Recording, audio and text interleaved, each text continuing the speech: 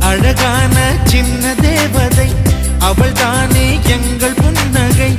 நாள்தோறும் இங்கு பண்டிகை, நம் வானில் வான வேடிக்கை. இதுபோல சொந்தம் தந்ததா இறைவாவா நன்றி சொல்கிறோம். உனக்கேதும் சோகம் தோன்றினா இங்கே வா இன்பம் தருகிறோம். சரவே